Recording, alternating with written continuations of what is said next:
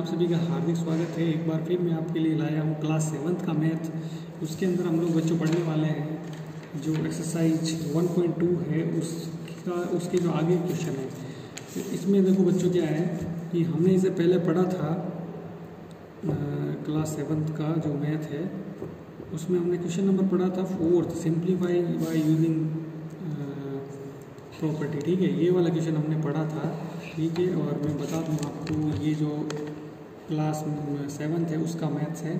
ठीक है, तो आगे आज हम इसको ख़त्म करने वाले हैं। आज इसको देखो 5th क्वेश्चन ध्यान से पढ़ो। A certain freezing process required the room temperature be lowered from 45 at the rate of 6 degree. ठीक है, देखो ये बोल रहा है कि अभी रूम टेम्परेचर कितना है।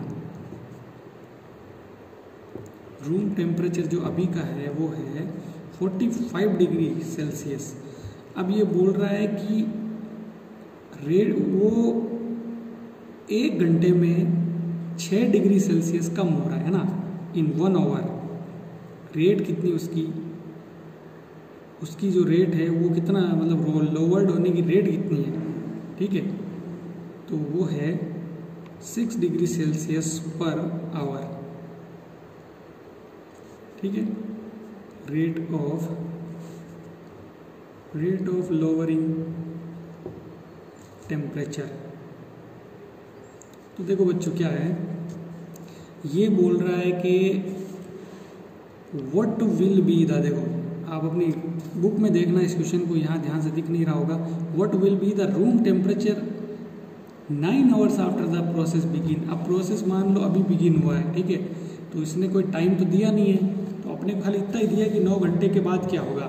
तो कॉमन सी बात, 1 घंटे में 6 कम हो रहा है, तो 1 घंटे में 6 कम हो रहा है तो 2 में 12 होगा। इस तरह करते करते 9 में कितना हो जाएगा, ये 54। ठीक है ना, कैसे होगा, 1 घंटे में 6 कम हुआ तो 9 में कितना हो जाएगा, 9 6 54 डिग्री सेल्सियस। अब ये स्केल है, देखो बच्चों ध्यान से देखो, यहाँ एक 0 डिग्री होता है, यहाँ पे 45 है। ठीक है, और ये 45 है यहाँ पे। ठीक है, और इधर क्या है, माइनस में है, -1 -2 -3 -4। ठीक है, -5 -6।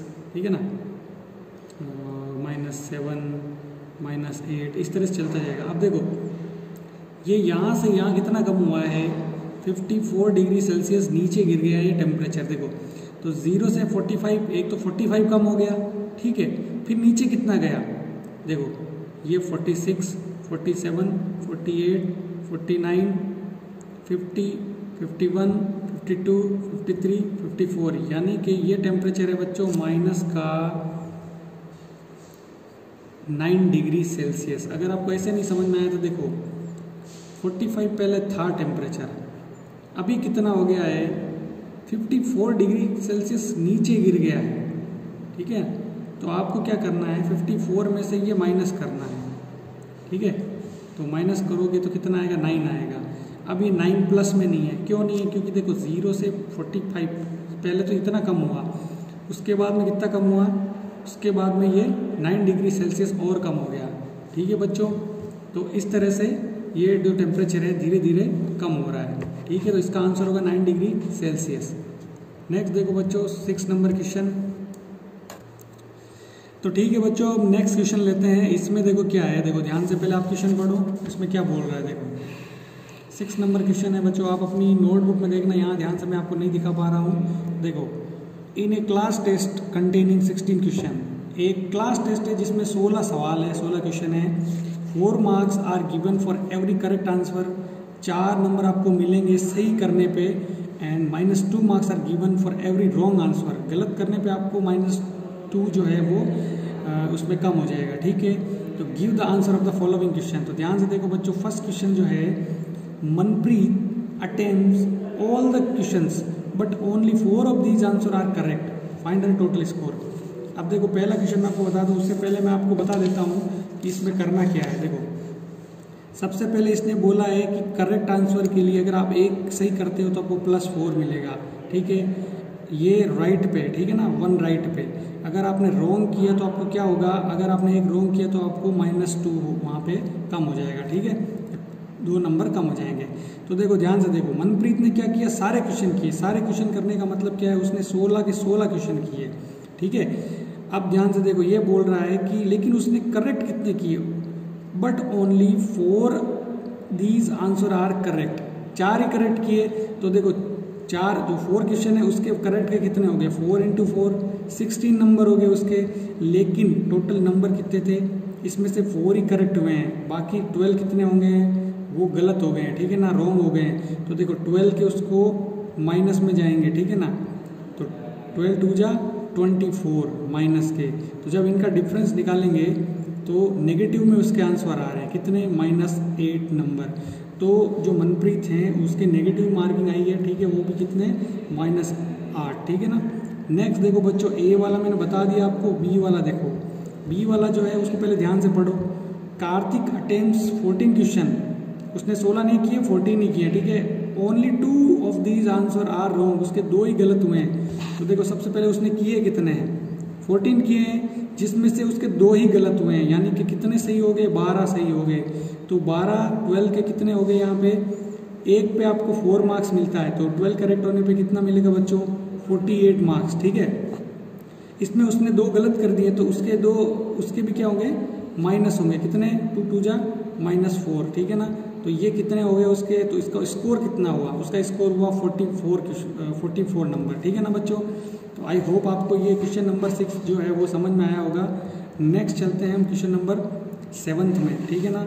तो 7 जो है देखो, पहले ध्यान से पढ़ो क्या बोल रहा है, उसके बाद मैं आपको बताता हूँ। देखो 7 क्वेश्चन जो है इसमें ये बोल रहा है कि एक कंपनी जो है मैन्युफैक्चर करती है ब्लैंकेट का, ठीक है, वो ब्लैंकेट बनाती है।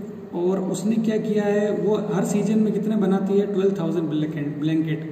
तो उसने 12,000 ब्लैंकेट बनाए, जिसमें से 4,000 blanket were defective due to improper weaving, company sold fresh. देखो ध्यान नहीं रखने की वजह से क्या है, 4,000 यानी कि 4,000 जो ब्लैंकेट है वो ख़राब हो चुके हैं, ठीक है। तो अब क्या कर रही है कंपनी ने, एक नई प्राइस लगाई है, ठीक है। जो फ्रेश ब्लैंकेट है उन पे कितना लगाया है, 100 रुपये प्रॉफिट पर पीस के हिसाब से। और जो ख़राब हो गए हैं उनको कितने पे बेचा है, उनको 180 पर पीस के लॉस पे बेचा है, ठीक है। तो इसमें कितना प्रॉफिट हुआ और कितना हमको क्या बोलते हैं लॉस हुआ, वो ध्यान करना, ठीक है। तो सबसे पहले देखो 12,000 कितने थे, 12,000 पीस थे, उसमें से डिफेक्टिव कितने हैं, डिफेक्टिव है देखो बच्चों 4,000 है, ठीक है ना। तो अच्छे कितने हैं, ठीक है, फ्रेश कितने हैं, फ्रेश है बच्चों ओनली 8,000, ठीक है ना। तो 8,000 पे प्रॉफिट हमको हो रहा है, तो 8,000 पे एक ब्लैंकेट पे हमको कितना का प्रॉफिट होगा, 100 का होगा। तो 8,000 पे कितना हो जाएगा बच्चों, ध्यान से देखो, इसमें हो जाएगा। तो देखो बच्चों हम लोग यहाँ पे क्या करेंगे, देखो सबसे पहले जो फ्रेश है उन पे कितना प्रॉफिट हो रहा है, ठीक है। तो फ्रेश पे हमको पर पीस कितना प्रॉफिट हो रहा है, इस पे हमको प्रॉफिट हो रहा है देखो बच्चों 100 रुपये का, ठीक है ना, 100 रुपीज़। और इस पे हमको लॉस हो रहा है 180 रुपीज़, ठीक है ना। तो हम निकालेंगे कि इस पे हमको पहले फ़ायदा कितना हो रहा है। तो देखो प्रॉफिट ऑन फ्रेश ब्लैंकेट, ठीक है, कितना होगा, देखो 8,000 × 100, तो कितना हो गया ये 8 लाख, ठीक है। अब देखो लॉस ऑन, इसमें आप लिख लेना डिफेक्टिव पीस भी लिख सकते हो, डिफेक्टिव ब्लैंकेट कितना होगा, 4,000 डिफेक्टिव है और एक पे 180 का हो रहा है, तो इतने पे कितना होगा 7,20,000, ठीक है ना, इस तरह से। तो अब हम क्या करेंगे, इसमें लॉस हुआ है कि प्रॉफिट हुआ पता करेंगे। तो सीधा सीधा दिख रहा है कि प्रॉफिट जो है 8 लाख का है और लॉस जो है वो 7,20,000 है, इसका मतलब प्रॉफिट हुआ है। तो प्रॉफिट कितना होगा, प्रॉफिट निकालने के हम क्या करेंगे, 8 लाख में से ये माइनस कर लेंगे 7,20,000, ठीक है ना। तो ये जब माइनस करेंगे तो देखो 1 2 3 ये 4 ये 10 में से ये, यानी कि 80,000 यानी कि 80,000 रुपये का हमको क्या हो गया बच्चों, प्रॉफिट हो गया। तो आई होप आपको ये समझ में आ गया होगा। नेक्स्ट क्वेश्चन करते हैं। अब आगे देखो बच्चों, हम लोग ट्रू फॉल्स करेंगे, सीधा सीधा है। देखो the product of one positive and one negative integer is always negative. सीधा सीधा ये बोल रहा है कि अगर आपने ये पॉजिटिव इंटीजर है और ये नेगेटिव इंटीजर है तो मल्टीप्लाई करोगे तो क्या आएगा, ऑलवेज नेगेटिव आएगा। क्यों? क्योंकि प्लस माइनस क्या होता है, माइनस होता है। तो सही है, ये ट्रू है, ठीक है। सेकंड देखो, integers are closed under multiplication, तो ये भी सही है, ठीक है। नेक्स्ट देखो, multiplicative inverse of an integer is inverse of that integer, ऐसा पॉसिबल ही नहीं है बच्चों, तो ये फॉल्स है, ठीक है। मल्टीप्लिकेटिव आइडेंटिटी इज वन, ये सही है, ठीक है।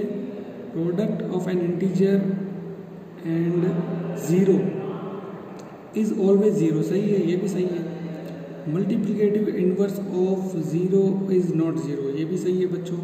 तो सी को छोड़ के बाकी सब ट्रू है बच्चों। ये जो सी है ये फॉल्स है, बाकी सब क्या है, ट्रू है। तो ये जो एक्सरसाइज है आपकी, एक्सरसाइज 1.2 आज ख़त्म होती है बच्चों। तो ये आपकी नोटबुक में कंप्लीट की हुई होनी चाहिए, ठीक है। तो आई होप आपको समझ में आया होगा अच्छे से। अगर आपको नहीं समझ में आया तो आप इस वीडियो को फिर से रिपीट करके देख सकते हैं, ठीक है बच्चों। तो आप सभी से विदा लेता हूँ, मिलते हैं नेक्स्ट वीडियो में। तब तक के लिए थैंक यू। जय हिंद, जय भारत।